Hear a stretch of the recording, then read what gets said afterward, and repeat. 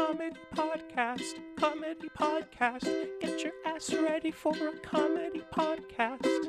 About roadway deaths. About roadway deaths? About roadway deaths? About roadway deaths. Comedy podcast. Comedy podcast. A certified motherfucking comedy podcast. About roadway deaths. About roadway deaths. About roadway deaths. About roadway deaths. Get yourself together. It's a certified fucking good time. Yeah! Gooner Army, we are live from the capital of the world, Austin, Texas. I am Ben Carnero, the founder of Roadway Report. Hello. That's I podcast. That's Podcast Jimmy. You podcast? I podcast. You I live. podcast. This isn't the cold open. This is an extremely cold open. I figured I'd make it hard for you today. No, it's good. That's good. Usually I'm the one taunting you and your Yeah, I wanted to throw you a curveball, but no, I'm Lucas Riley. And I'm here. I'm on the ship that sails to Goon Island or whatever Ben is cooking up this week. Gooner Island. To goon, a goon is a bad guy. A gooner is a member of our army. I mean, if you fall into both categories, you are highly desired. Yeah, it's true. Okay, so I have some good transportation content this week. Wow. I mean, not a ton. I think we should open up with, remember Kill a Cop, Name a Highway? Mm-hmm. So, Lucas, do you care to actually explain to the audience what Kill a Cop, Name a Highway means? So, or how, what the context in which it originated between us?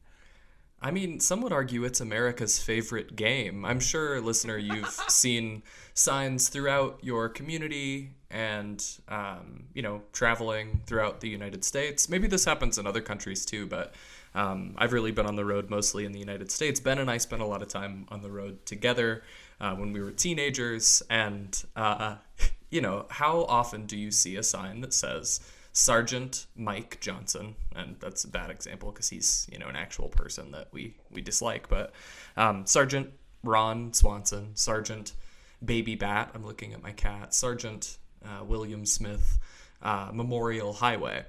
And Ben and I took to, every time we saw one of those signs, we'd say, hey, kill a cop, get a highway, because it seemed like whenever a police officer would die in the line of duty, they would be gifted a highway in their memory.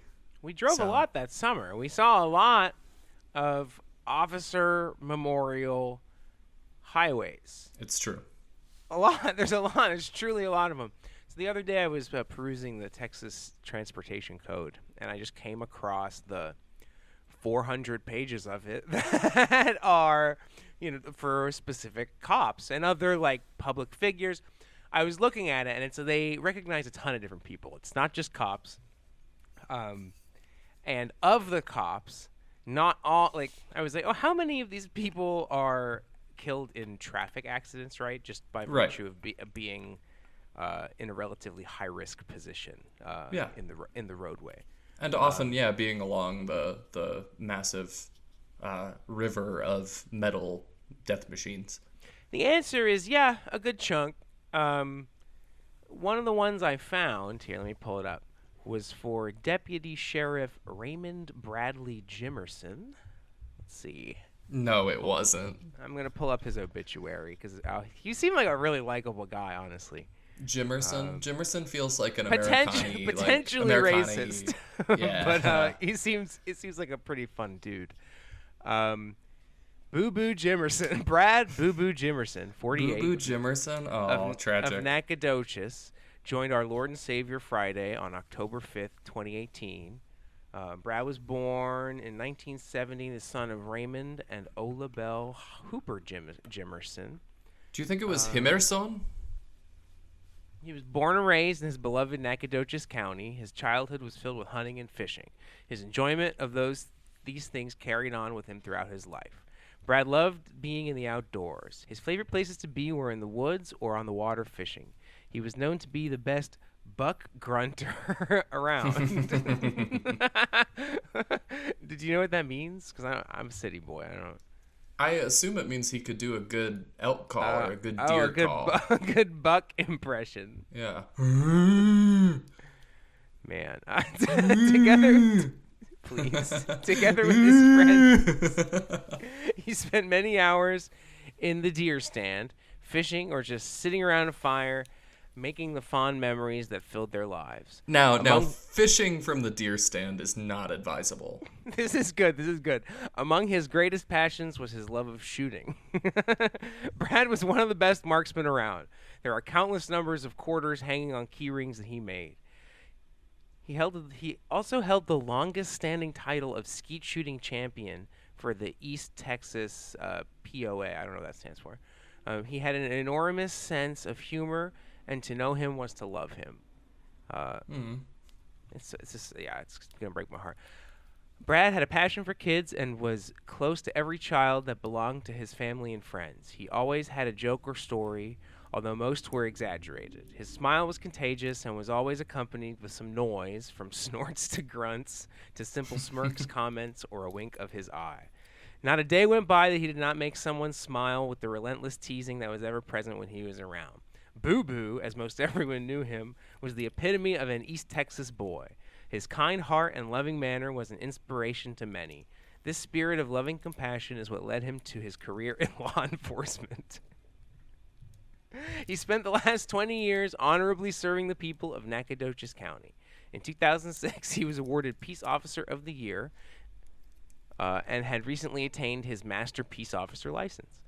The sense of family between his brothers and sisters in uniform and the camaraderie they shared was infinite. The imposing presence that Boo Boo demanded was his greatest attribute, along with the ability to turn any situation into a time of laughter and entertainment. More often than not, he would answer the call from the dispatchers with some comical notation instead of the typical answer that should follow. Brad was a great singer, and he loved country music. He would break into song at any given time, whether it be on the phone or in the presence of others. Karaoke was a specific pastime that he enjoyed as well. Brad was very comfortable singing and would be the first to jump up to begin the night of festivities. Brad loved his family endlessly, as well as his favorite girl, Tiffany. They had finally found someone who could put up with his rants and his quirky ways. The two were just beginning to plan their life together, as their impending wedding was scheduled for next year. Boo Boo will be greatly missed, not only by his family and close friends, but by his Thin Blue Line family that forever will have a void in their daily lives. Rest in peace, brother. We will take it from here. Wow. Big dude, loved country music, shooting guns. Yeah, I mean, it's tragic. Not even police officers deserve to die at the hands of our roadways. Yeah, for real. For real. Yeah. It also highlights for me, like, we've discussed this a little bit on earlier episodes, but the fact that, you know, people get into public service in all sorts of different disciplines for really all the right reasons, because they love their community, because they have a sense of meaning and pride attached to it. And it's just sad that so many of our systems of government just enforce inequalities like the ones we cover on our beat. But it's still sad when someone like Boo Boo is tragically taken too early. Yeah, bro, I'm pouring one out for Boo Boo. Yeah. And fuck it. I'm glad they named a highway after him. I'm gonna look it up. I mean, where is it? It's not like he was passionate about about roads. Our country's great system of freeways, right? Like, bro, a lot of people are pretty stoked on streets. Yeah, I mean, I'm stoked on streets. I mean, the even the highway system. I mean, credit where credit is due. It's a pretty impressive system. I mean, it's a marvel of engineering from, in some cases, now 80, 85 years ago. Hey. So it's Highway 259 in Nacogdoches County. Is that where he died? At least it was in his home. The purpose of Kill a Cop, Get a Highway is like good PR for the police departments or for departments of transportation. Like, it's like a press thing. It's true. It's like they just want to shake some hands, grease some wheels. Like they'll do actors. They'll do anyone. Who? The Department of Transportation? Anybody? Yeah, I mean, in California, I'm sure there's a fucking 100 Ronald But Reagan I'm curious, highways. like, who it serves, and like we're talking about it, but I've never really Right? talked. Yeah, of course. I mean, well, there's a lot of presidential memorial highways, and I'm not questioning the like who the highways are named after. I'm questioning like what purpose does naming a highway after anyone serve anyone? Like it costs money to put up a sign. I guess it's community building. I don't get it. Explain to me the value, the benefits. I think I like street names. I think there's so many, and so there's such a diverse set of words. All of the worst streets are named after, I don't know. In Austin, the most dangerous streets are like Cesar Chavez and Martin Luther King, which is kind of sad. Yeah. Some of the lowest income areas, areas in Denver run along a road called Bruce Randolph. He was called Daddy Bruce Randolph. Not enough time on the pod today to go all the way into his history, but he was a huge community leader. He was a local chef and entrepreneur, and he really like was a staple and a defining member of the community. So yeah, I mean, now that I start talking about it, it's like, yeah, it is nice that the street is named after him, even if it is a street that also carries the legacy of segregation and inequality that, streets tell us. I want to rename Lamar in Texas, in Austin. Let me see, Mirabeau B. Lamar. I remember this guy being sort of a dick. Where's I'm a Hog Avenue? Poet? Okay, first of all, I hate poets. Just write songs, okay? If you want to be a poet, just learn the fucking guitar, and then, okay, there, you're allowed to write poetry. But otherwise, poets, whack. Mirabeau B. Lamar. Poet. What about, like, I mean, this is relevant because of the name Lamar. What about rappers? Should they keep writing? No, so, okay, we need to switch it. We need to switch it from Lamar to Kendrick Lamar Boulevard. I support because it's that. his moment. It's his cultural moment. The Kendrick Lamar No Pedophiles Allowed Boulevard. He ordered attacks against the Indian tribes. In 1839, Texian troops drove the Cherokee bands from the state. Now that's just good business. Lamar, this guy like founded Austin. Lamar appointed a commission to select a permanent site for the capital of the republic, and they chose Waterloo, where the Colorado River meets Shoal Creek, essentially. Mm-hmm. I'm gonna be right there tomorrow. I'm gonna be literally right there tomorrow, 184 years after that. All because of Mirabeau B. Lamar. Yeah, I would love to read more of the history about the original white settlement and displacement of peoples in what is now Austin. I really don't know a ton of the history. I know some of it here in Colorado. History Colorado has an exhibit that's on the Sand Creek Massacre, which I recommend listeners go to their website. There's a ton of information there. Or if you happen to be in Denver, go to History Colorado. Pretty in-depth look at some of the atrocities that came about to make the settlement of this area possible. But yeah, I don't know the story in Austin. I'm not surprised that it partially begins with a tax being levied. Yeah. But what should you name? What should we name Before Lamar? I just keep. No, Kendrick Lamar Boulevard. Kendrick I Lamar think that's the Boulevard. only appropriate thing we can change it to, so people don't get confused. There are real impacts to changing the names of city streets. That's a good point. Last week I got to explore. You got anything another... good? Cop maims woman, not listed on police report. Okay, this one was dope. This one is a dope traffic death.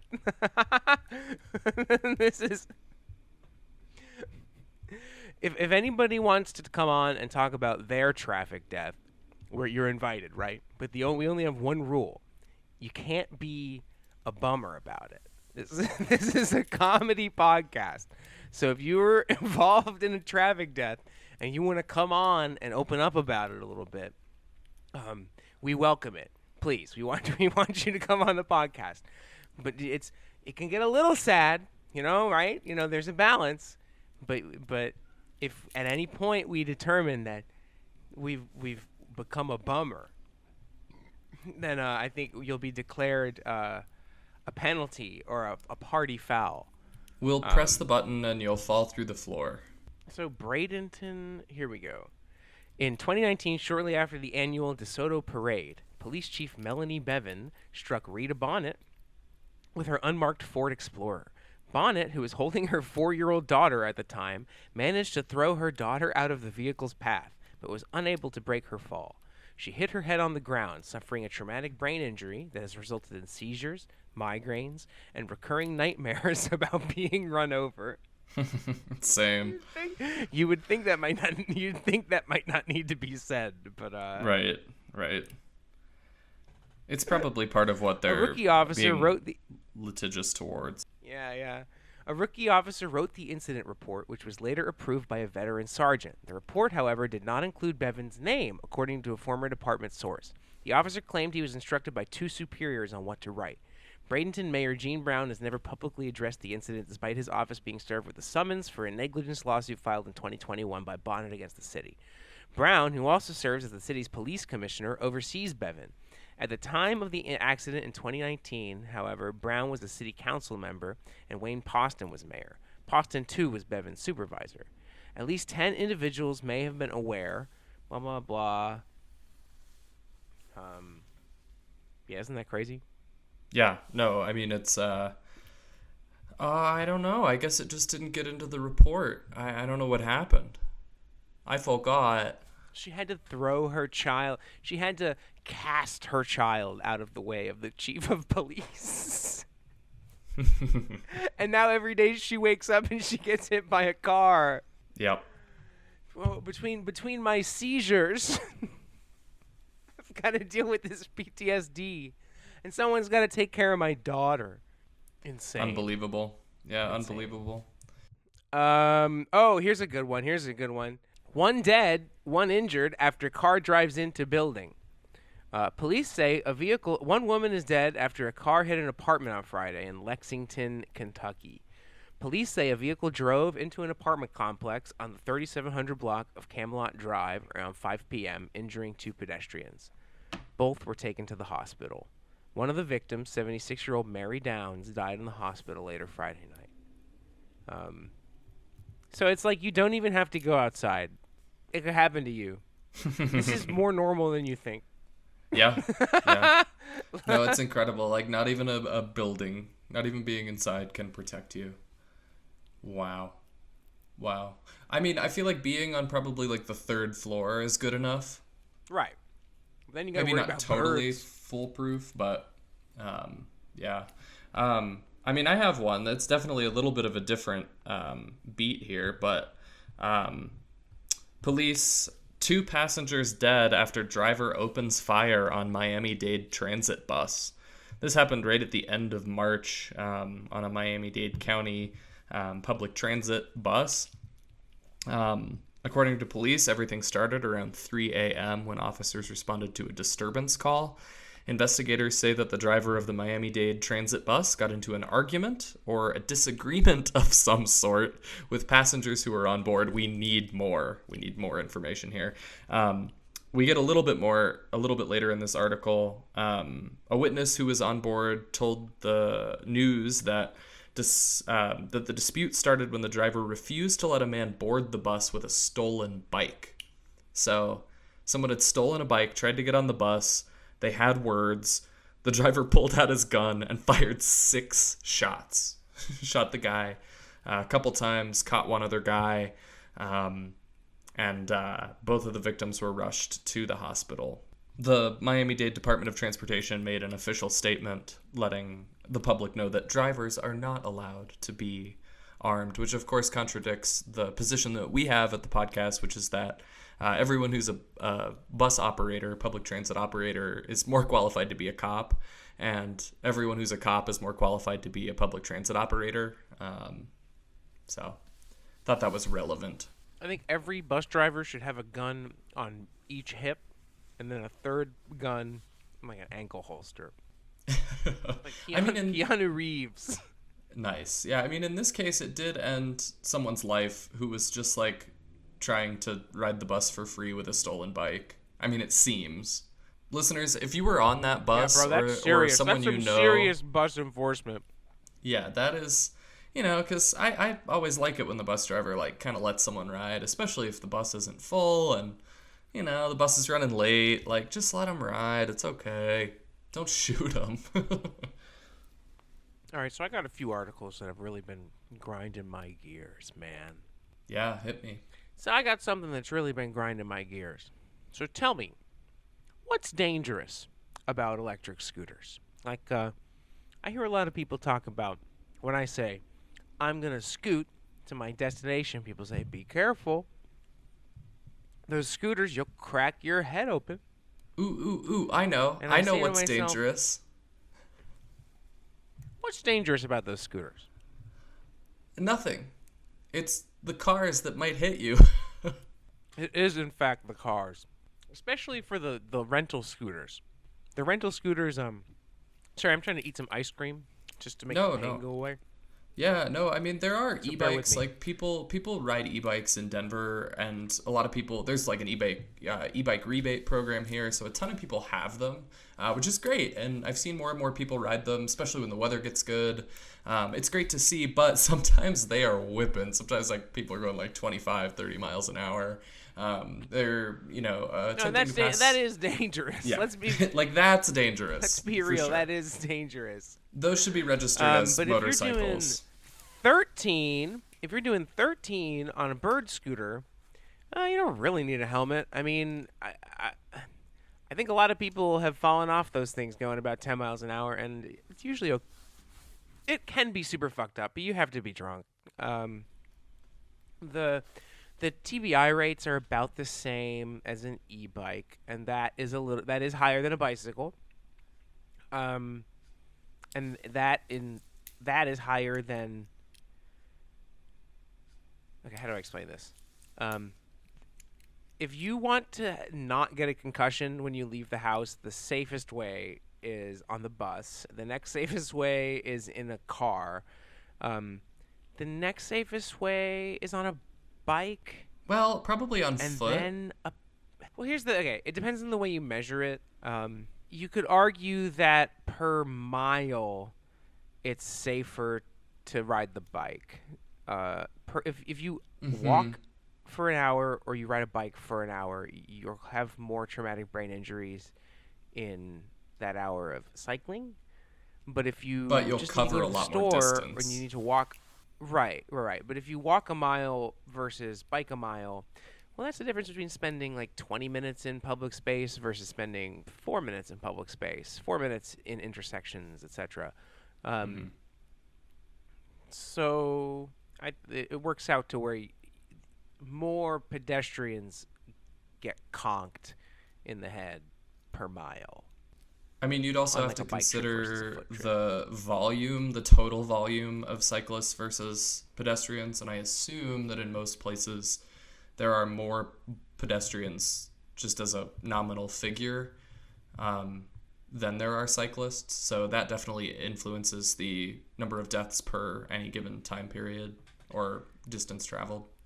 Yeah, so e-bikes are like about twice as dangerous as regular bikes. And the reason is because around 12 miles an hour is where you start to see traumatic brain injuries. Anything over that is like, oh, well, yeah, you can get hurt. But if you ride a bike at pedestrian speeds, same with the scooter. If you ride a scooter at pedestrian speeds, your head's not going to explode. You're going to fall and like you're maybe going to break a wrist or an arm or twist an ankle, right? Unless you're hit by a vehicle, a 2-ton vehicle going 40 miles an hour. Obviously, that's the variable. But no, so it's like It's, these scooters aren't dangerous. At least compared to driving, right? Like the only way to kill somebody is driving. There's only once a year an e-bike will kill someone in New York or Toronto, but it's just not common. There's definitely somewhere in like the dozens of serious injuries from like pedestrian bike collisions. Um, like a lot of the time, someone will get completely clobbered by an e-bike, but they won't die. They might hit their head pretty hard, um, but they usually don't die. It happens like once a year, compared to like drive it for every mile you bike versus every mile you drive. Your likelihood of killing someone as a driver is like orders of magnitude higher, at least 2 orders of magnitude. at least. So it's like, so why are the scooters dangerous? I mean, yes, your exposure to traumatic brain injury or serious injury or death is higher than if you drove. That's true. I mean, that's obvious. But why isn't it dangerous to drive? Why isn't it? Why is it okay to do something that's dangerous for everybody but yourself, and not okay to do something that is only dangerous to you and is to great net benefit to society? We live in a society. Yeah, I mean you're describing a society that has become so thoroughly car-brained. And there's a lot of, I think, things that operate this way. I think the way that we source our food is similar in the fact that we have divorced ourselves from the reality of what it takes to get from, in the case of transportation, to get from A to B. We've been divorced from the reality that we're driving a massive machine that weighs a lot in close proximity with everyone else in our city, in the same way that we've been divorced from thinking about these avocados that came from Mexico that were grown on a farm and shipped to the United States and are owned by, a handful of corporations that collect all of the money and, charge more than they need to so that they can, take profits from those. So, we're in a position where our food is not healthy because it's grown in conditions that, are inorganic, that are just producing as much food as possible, especially when we talk about like factory farms and meat. And it's more expensive than it needs to be because profits are being taken. It's the exact same thing. Like you're so right that it's driving that is dangerous, but people associate scooting as dangerous because driving is the norm.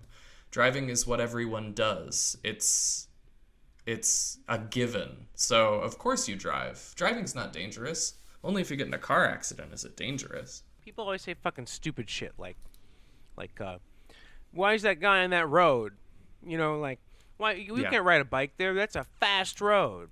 It's like, well, I don't know. Yeah, you should kill him, I guess. You just stupid fucking run him asshole. over. Yeah. Yeah, no, I mean, I do always love it when I see someone riding a scooter down like a 6-lane, 40-mile-an-hour strode. Someone's got to do it. I think that's a warrior. That's one of our army members. Oh yeah, the Gooner army is out there bombing down the access road, bombing down the freeway. Mm-hmm. Going beep beep. I'm a car. Riding 3 to a scooter. Yeah, 3 people on one scooter going 12 miles an hour down I-35. That's freedom. Have you seen That's three freedom. to a scooter? Because I've seen 3 to a scooter. I've definitely seen that in the real world. I've seen, I don't think I've seen 3 to a scooter on the freeway, but I've seen scooter on the freeway. I've seen someone trying to push it because I know they shut down.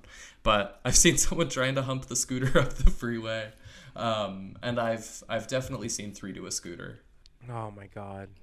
Okay, here we go. I found like one of the so there's so few like cyclist pedestrian fatalities that I found one of them. I found like the only one basically. An Illinois State University administrator has died 4 days after he collided with a bicycle on the ISU campus. But this is the crazy part. Adam was a wonderful person, friend, and a colleague to all of us, said Vice President for Student Affairs Levister Johnson. Our hearts are broken, but we face this together as a Redbird community. It said somewhere else that he had just told his wife, he's like, man, these cyclists are going to kill me. And then they did. What did he do to them? How did he know? I'm picturing like a mob movie like, honey, I might not come home tonight. These cyclists, they're on to me.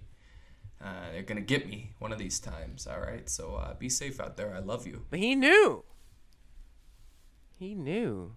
There must have been some real reason for him to fear. There must have been a big hill or something, right? And like a hill that led the outlet cyclists into an area where there were a lot of pedestrians. Like there must have been some infrastructural piece to this that like caused him to feel that there was a pattern of lack of safety. Yeah, that's a good point. We can look at the ISU campus, see if it looks shreddable. See if it's begging to be shredded. You said Illinois State? Where is Illinois State? Is it? That's not in Bloomington, is it? Wait, why are we even doing this? This is a freak accident. Yeah, obviously. But, you know, there might be some factors to consider. If the guy told his wife, honey, they're going to get me. Like, did the cyclist intentionally slam into him because he, like, didn't, you know, help him enroll in the classes that he wanted? Or These are some of the headlines I found on scooters. It was "End the menace of dangerous e-scooters once and for all." Police take action after increasing complaints about dangerous electric bikes and scooters.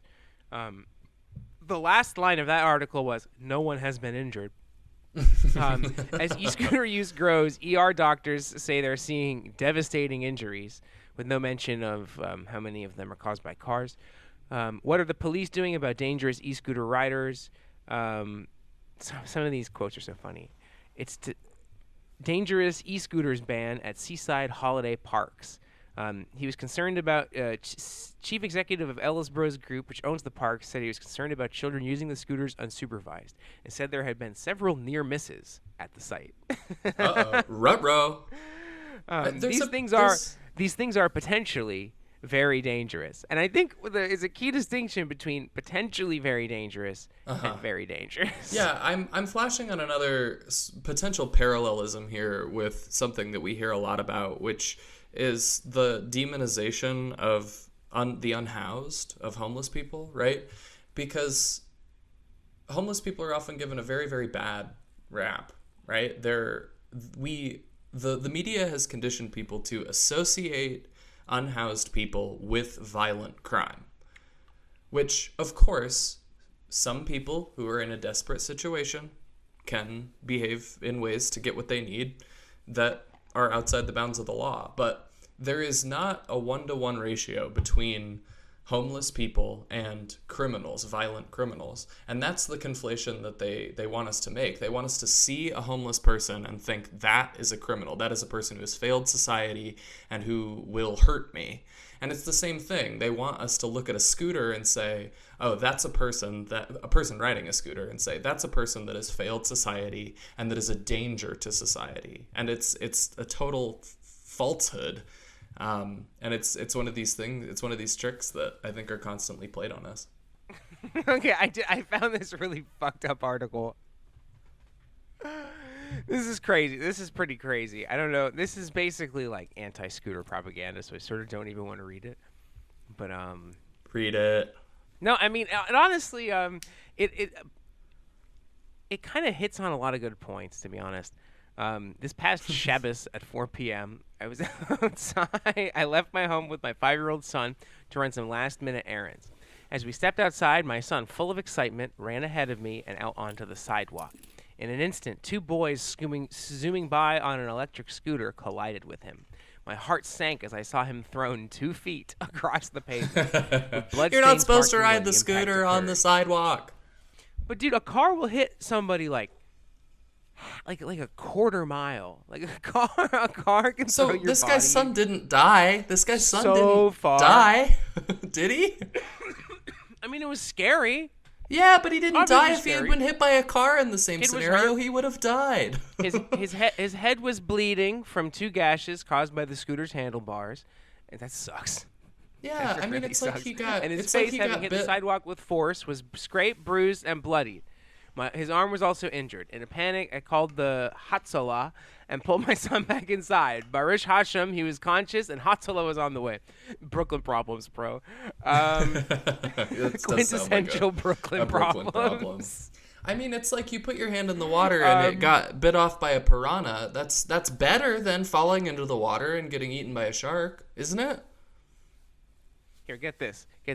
The boy responsible for the accident remained on the scene, visibly shocked by what had happened. My parental instincts took over, so I began demanding why he had been riding so carelessly. His response, "It wasn't my fault. Your son ran onto the sidewalk." I reminded him that riding an electric scooter on the sidewalk is dangerous. His defense was, "Should I ride in the street? That's dangerous." From his answer, I understood that his parents had forbidden him from riding in the street under any circumstances, and therefore the responsibility for this accident lies with the parents. When Hatzalah arrived, they carefully examined my son and transported us to the hospital. They removed the small pebbles embedded in his face and put some staples in his head. This was a painful and traumatic experience for a little boy. I received video footage of the boys on their scooters. They weren't riding at top speed, but they weren't going slowly either. Hashem Yishmo, I know no Yiddish. If they had been moving faster, the outcome could have been much worse. Shas v'sholom. I tracked down the parents. Their ignorance of the hazard of their child's fun accessory poses was alarming. I'm sorry, but no child's fun or can justify another child's injury, or anyone for that matter. Electric scooters do not belong on sidewalks, period. They are a danger to pedestrians, especially children and the elderly. So think about that. It's like this guy in New York is rock fucking hard. He's like, I've got to save my son from the scooters, right? But everyone he knows is almost 100 to 1,000 times more likely to be hit by a car and die. And he doesn't have the same vehemence. It's just towards fascinating. It's motor just vehicles. fascinating. We're losing the PR war. Well, I mean, We've got to get the information out there. We've got to let the people know. This is bad PR for scooters for sure, but it's predicated on the fact that he loves his son. You know what I mean? And like, we can't fault people for loving their loved ones and caring about what they care about. We just have to tell compelling stories in the other direction. We have to keep making pro-scooter propaganda. Pro-scooter propaganda. We're going to scoot all over the government. Oh yeah, I mean it's a weird world, but no, I mean I think that's my deepest take on this is like, if you live in the city, accidents are gonna happen. You're gonna run into people at the wrong time. Human beings are flawed. Even if we designed a bubble boy world where everything was walled off from everything else, we would still find ways to fuck each other up. Oh boy. And so I think that the wave of the personal conveyance, the wave of the scooter, is going to be undeniable, and I think it's going to stay with us for a really, really long time, because to me it's got the functionality of a bicycle, but it's way more accessible, especially to Americans that have, a lot of Americans don't get around so well. And the scooter, the personal conveyance, is a solution to that. It provides them the same functionality as a bicycle. And obviously we need to work to improve the conditions of our cities so that it's safer to get around using things that have the functionality of a bicycle as opposed to the functionality of a motor vehicle. But I think the technology will win out, because that's what technology does when it's good and when it actually serves people. I think the ceiling lies only with the bikeability of the place. Wherever there is good enough bike infrastructure to support people of all ages, the scooters become viable for up to 60% of urban trips. It's phenomenal, really. There's no more issues with needing to be in shape to make short bike trips. It's dope. Yeah, it's amazing. It's an equalizer, which isn't that part of what America's about? I mean, we don't want to go there. Equalizer. I just met her. Hey. Okay. I have more, man. You see, this is like all this stuff was supposed to come out. We just kept having to reschedule.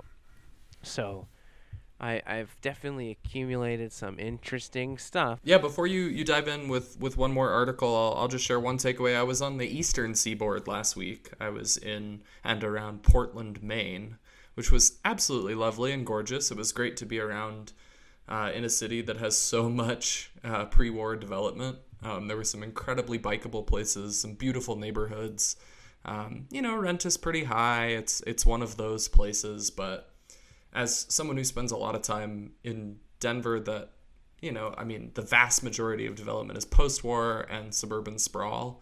It was nice to be in another place, even though it's still extremely car-oriented, and obviously the freeways wrought destruction and redlining wrought destruction in Portland the same way it did throughout the United States. It's still like it's always a breath of fresh air for me to be somewhere where I know that people were getting around without cars, hundreds of years ago. It's something about it. I'm a weirdo like that. No, it's it all just comes down to whenever it was built. That's always it's like the core key predictor. Do you get off on it, on just like being in a place like that? I sort of get off on it, I mean, for lack of a better term. Maybe I'm trying to lead our conversation to gooning for a second, but do you goon just being in a nice urban fabric? Yeah, oh my god, yeah. I don't have to be on a bike. I can be on foot. Some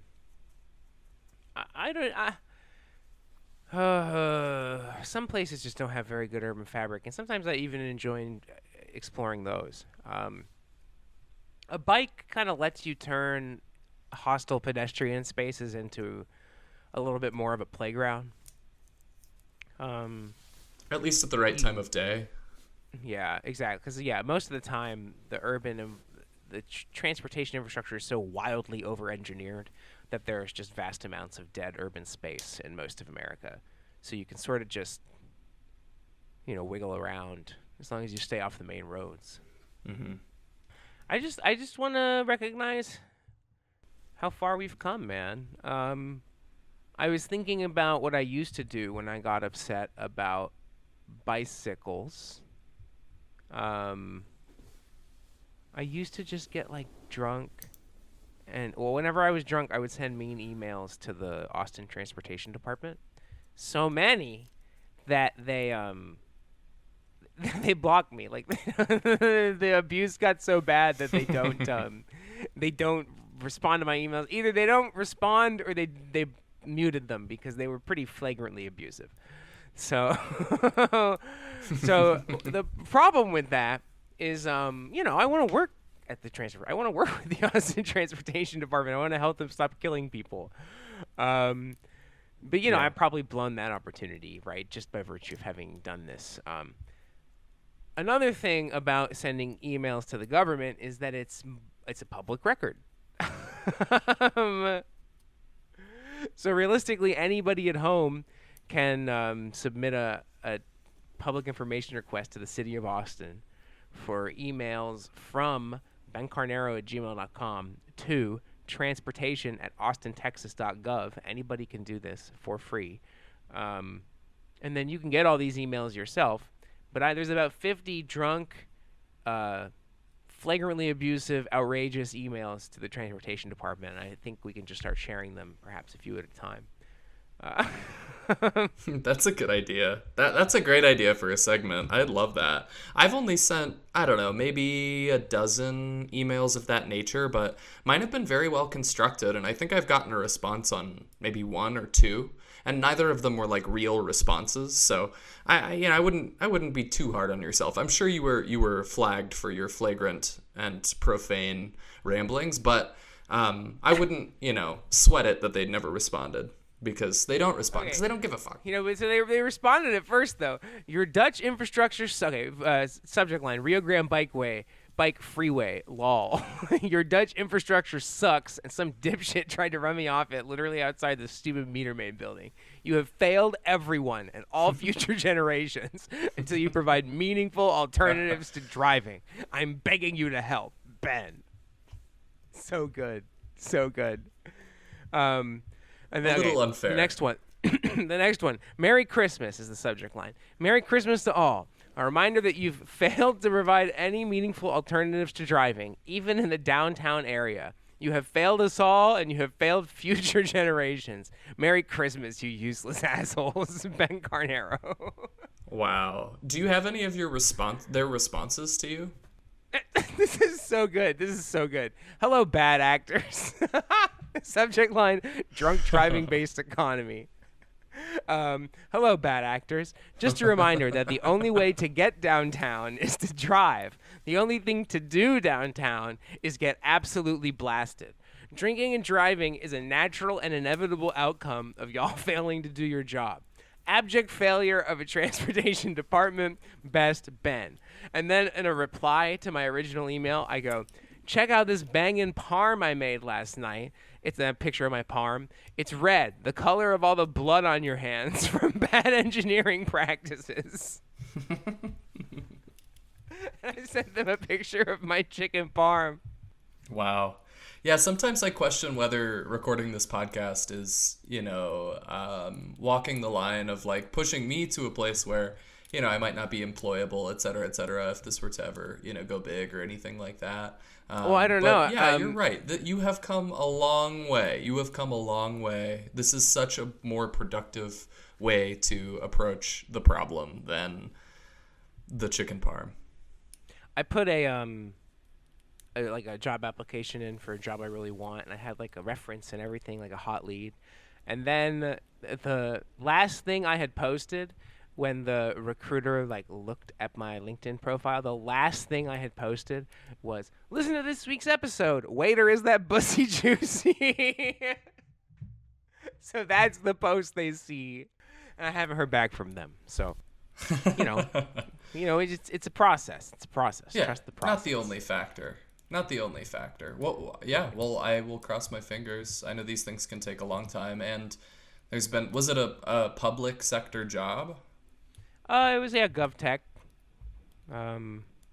Okay. Well, I mean, there's a lot of uncertainty in the markets at the moment, so I'm sure that's slowed some decision making depending on the size and scope of the company that you're talking to. I'm trying to get one of the scooter companies to hire me. I've been meeting with some people in an official capacity at one company, and I'm trying to get a reference in at another company that I want to work for. So we'll see how that goes. Just, taking it a day at a time. Submitted a potential speech, Scooters Don't Kill People, to the North American Bike Share and Scooter Share Association's conference in Montreal in October. It would be really sick if they said yes, because I'd love to go to Montreal. And then tomorrow is the Python convention at the library. So if you're in Austin, there's like 5 tickets left, I think. I'm going to publish this tonight. So, come learn about Python at the public library. It's all weekend. Hell yeah. That sounds Sorry great. that I'm dominating the conversation today. No, man, you're pent up. I love it. It's good energy. I met a lot of new people last week. I started a new gig last week for anyone who's joining us for the first time. And I met a lot of people. I've been doing a lot of like presenting. That's going to be a big part of my job, is like consulting people and, presenting on the technology solutions that we have. So I've been doing a lot of output because the first week of training was in person. So we focused more on the output and the presentation. Now we're really getting into the nitty gritty with the software systems, and it's going well. I'm really enjoying it. It's good people.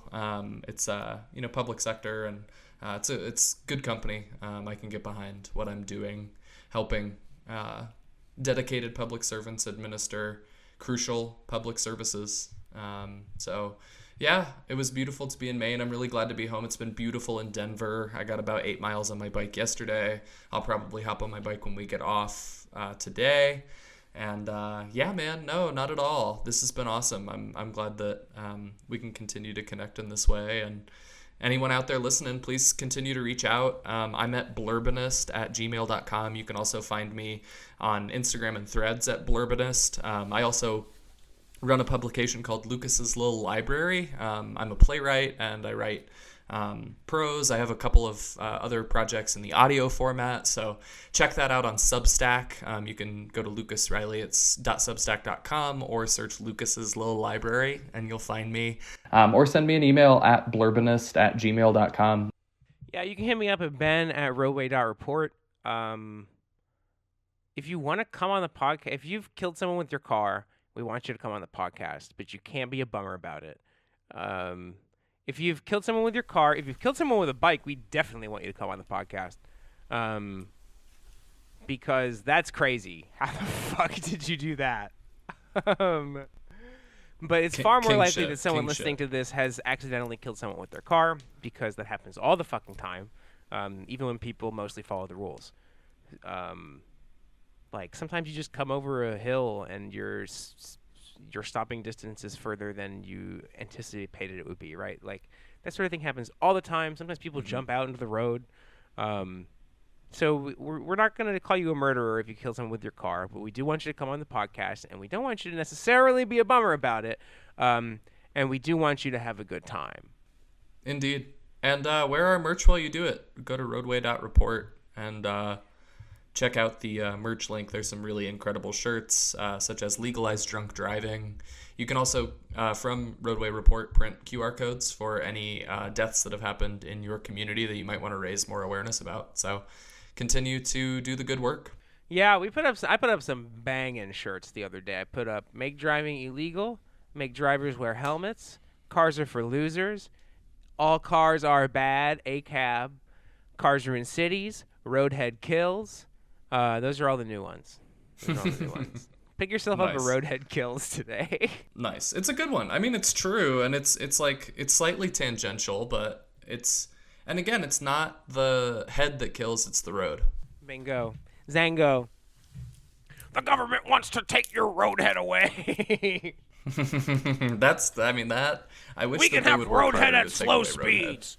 If we have traffic calming and medians, and we have benches and garden beds, we can have as much roadhead as we want. The road can be a place for head, not for cars. How's that? That's good. You may perform fellatio on any personal conveyance or bicycle. Someone added me on LinkedIn today. Their last name was Sluckin.